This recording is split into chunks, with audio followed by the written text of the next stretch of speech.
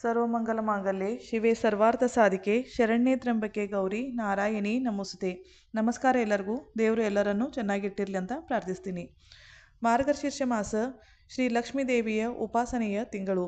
ಈ ತಿಂಗಳಿನಲ್ಲಿ ನಾವು ಲಕ್ಷ್ಮೀ ಮಾತೆಯನ್ನು ಎಷ್ಟು ಆರಾಧಿಸ್ತೀವೋ ಪೂಜಿಸ್ತೀವೋ ಅಷ್ಟು ಅಮ್ಮನವರ ಕೃಪೆ ನಮಗೆ ಲಭಿಸುತ್ತೆ. ಮಾರ್ಗಶೀರ್ಷ ಗುರುವಾರ, ವೈಭವಲಕ್ಷ್ಮಿ ಪೂಜೆ ಇವೆಲ್ಲ ಅತಿ ಸುಂದರವಾದ ಅನುಭವಗಳನ್ನು ಬದಲಾವಣೆಗಳನ್ನು ತೋರಿಸುತ್ತವೆ. ಮಾರ್ಗಶೀರ್ಷ ಮಾಸದ ಕೊನೆಯ ಶುಕ್ರವಾರ ಈಗ ಹೇಳುವ ಈ ಉಪಾಯಗಳನ್ನು ಪ್ರತಿ ಗೃಹಿಣಿ ತಪ್ಪದೆ ಮಾಡಿ. ಈ ಉಪಾಯ ವಿಶೇಷ ಸೇವೆ ನಿಮ್ಮ ಜೀವನದಲ್ಲಿ ಅತಿ ಒಳ್ಳೆಯ ಪರಿಣಾಮಗಳನ್ನು ಬೀರುತ್ತವೆ. ಆರ್ಥಿಕ ಪರಿಸ್ಥಿತಿ, ಮಾನಸಿಕ ಪರಿಸ್ಥಿತಿ ಏಳಿಗೆ ಈ ಉಪಾಯಗಳಿಂದ ಲಭಿಸುತ್ತೆ. ಶುಕ್ರವಾರ ಮೊದಲು ಮನೆಯನ್ನು ಸ್ವಚ್ಛಗೊಳಿಸಿ, ಕಸಗುಡಿಸಿ. ಟೈಲ್ಸನ್ನು ಒರೆಸುವ ನೀರಿಗೆ ಅರಿಶಿನ, ಕಲ್ಲುಪ್ಪು, ಗೋಮೂತ್ರವನ್ನು ಬೆರೆಸಿ. ಹೊಸ್ತಿಲಿಗೆ ಹಳದಿಯ ಲೇಪನವನ್ನು ಮಾಡಿ. ಶುಭ ರಂಗೋಲಿಗಳಿಂದ ಅಂಗಳವನ್ನು ಸುಶೋಭಿತಗೊಳಿಸಿ.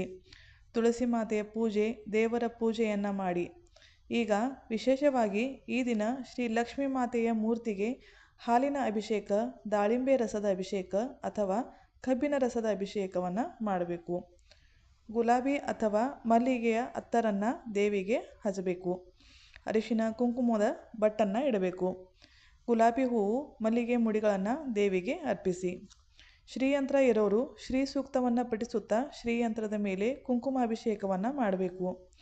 ಶ್ರೀಯಂತ್ರ ಇಲ್ಲ ಅನ್ನೋರು ಬೆಳ್ಳಿಯ ನಾಣ್ಯ ಅಥವಾ ಶ್ರೀ ಲಕ್ಷ್ಮೀ ಮಾತೆಯ ಮೂರ್ತಿ ಅಥವಾ ₹1 ನಾಣ್ಯ ಇವುಗಳ ಮೇಲೆ ಕುಂಕುಮಾರ್ಚನೆಯನ್ನು ಮಾಡಬಹುದು.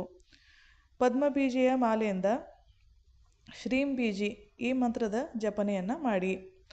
ಹೋಮ ಮಾಡುವವರು ಸಮಿಧಾ ಸಾಮಗ್ರಿಯನ್ನು ತೆಗೆದುಕೊಂಡು ಭೀಮಸೇನಿ ಕರ್ಪೂರದಿಂದ ಅಗ್ನಿಯನ್ನು ಜ್ವಲಿಸಿ ದೇವಿಗೆ 108 ಸಲ ಅಕ್ಕಿಯ ಪಾಯಸದ ಆಹುತಿಯನ್ನು ಕೊಡಬೇಕು. ಹೋಮ ವಿಧಿ ಗೊತ್ತಿಲ್ಲ ಅನ್ನೋರು ಒಂದು ಆಕಳದ ತುಪ್ಪದ ದೀಪವನ್ನು ಬೆಳಗಿಸಿ ಅದರಲ್ಲಿ 1 ಏಲಕ್ಕಿ, 1 ಲವಂಗವನ್ನು ಹಾಕಬೇಕು.